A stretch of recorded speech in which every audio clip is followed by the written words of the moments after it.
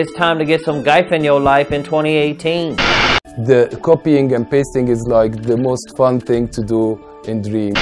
If you're a cheerleader for everything, how does that inform someone on how to spend their money when they can't afford to buy everything? When I mention cheerleaders, of course I'm talking about enthusiasts. YouTubers and streamers who seem to like every single game they play and rarely offer any form of criticism. Over the last half-decade, content like this has become immensely popular, while journalists who provide some sort of counterpoint are often labeled as malcontents, haters, or people who want to rain on someone else's parade. Why does he always talk about negative things? Why can't he be more positive? Well, first of all, it's not my fucking job to be more positive. There's nothing wrong with being a fan, but when that fandom crosses over into delusion, things can become dangerous. What makes the current climate all the more alarming is how much sway these folks have over the general consumer. Search for any game on YouTube, and the first result isn't going to be someone giving an even-handed critique. It's likely going to be someone who completely overlooks its flaws. This is why publishers love working with them, and it's why they're called influencers. Someone who has played tens of thousands of games will have a tough go of it in this new frontier.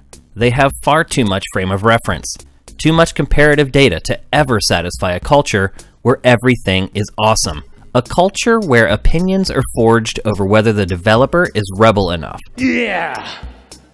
An onstage demo had a glitch. It will happen, I promise. Or someone uploaded a video to social media that loops its 5 most embarrassing seconds. Years of experience tossed aside in favor of a swooping haircut, a bad dye job, and a penchant for saying, "What's going on, guys?" I'm not saying this type of coverage is all bad. Once you've purchased and enjoyed a game, it can be fun to celebrate with these folks, or anyone for that matter who likes it just as much as you do. They'll often help you squeeze more playtime out of each game, and they're great to share your favorite memories with. But this comes after you've made an informed purchase, and not before. They say ignorance is bliss, but it can also leave you broke and bored.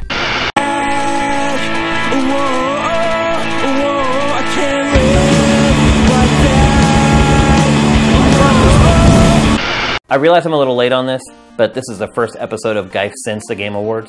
But undoubtedly, one of the biggest stories from the Game Awards was the outburst by Joseph Fares, the developer behind A Way Out. Look, the Oscars should fuck themselves up. This is the shit. I'm telling you, this is the real shit. And while some people are glorifying him, I've even seen big sites like Polygon basically praise this guy for his F the Oscars rant, but in my opinion, it's not a good look. Video games have struggled since the beginning to shed their image as an activity for kids.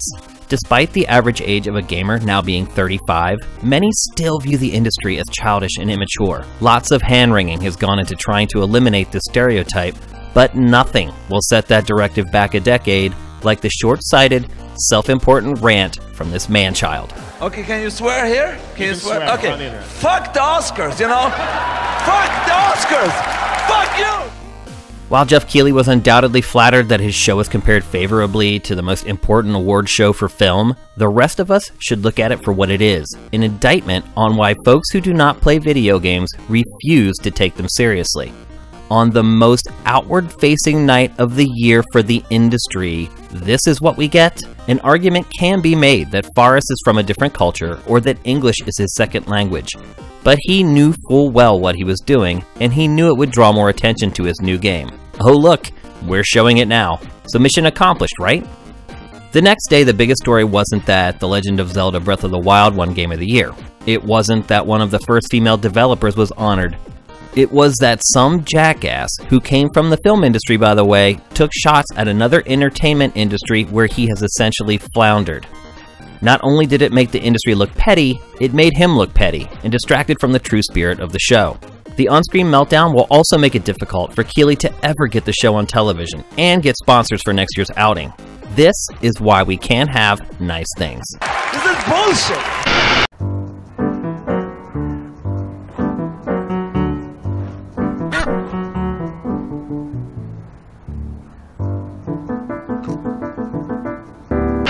So all the big Q4 games have come out. They've all been reviewed by literally hundreds of outlets at this point.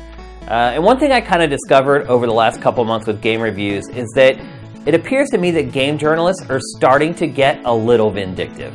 The dictionary defines vindictive as proceeding from or showing a revengeful spirit. And while I don't think game reviewers are personally out to punish publishers or developers, they're sometimes agents acting on behalf of the internet hive mind. Taking the social media pulse over an issue and regurgitating it is the easiest way to build an audience.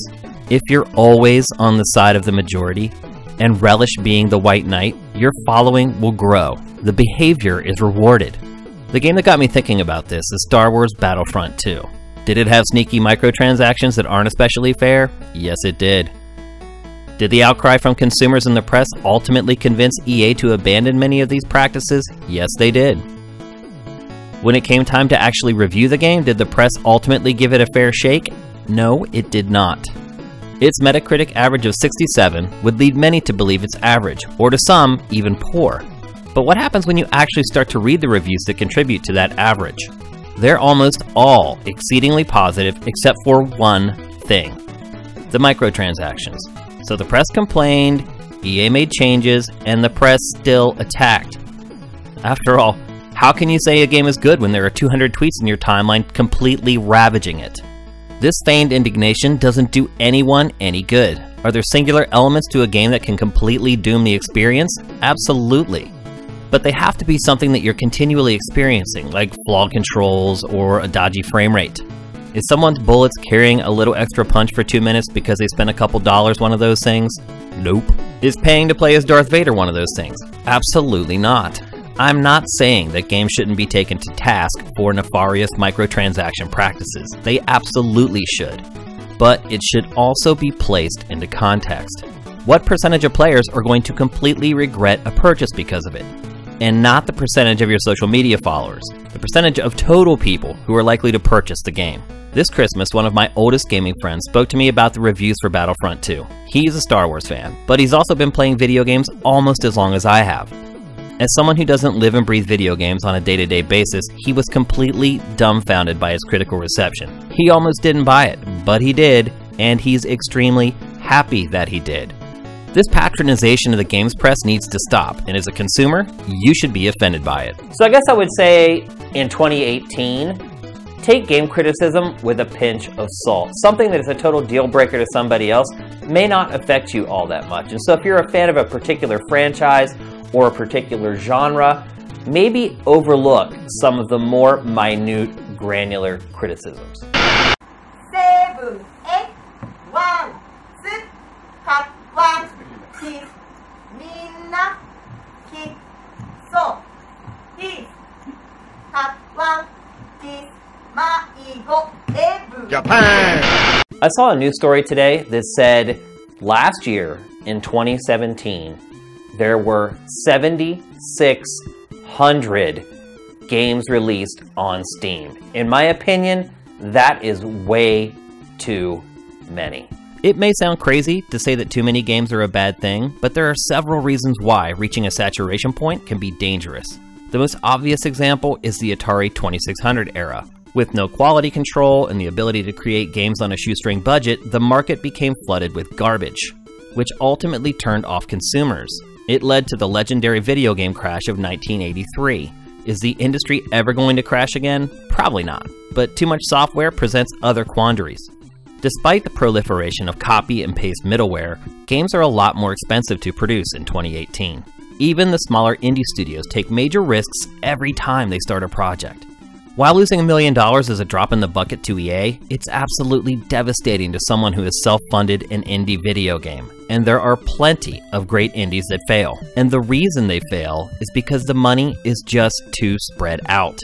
With so many choices and so many niche titles to sift through, there's too much dumb money being spent. This is the fault of marketplaces like Steam, PlayStation Network, and Xbox Live. Curation has been a struggle for all of them, and the software arms race has made them reticent to veto games releasing on their platforms. So we end up with piles of junk obscuring the true gems. Right now, video game marketplaces are like your lawn. There are too many weeds choking out the healthy grass.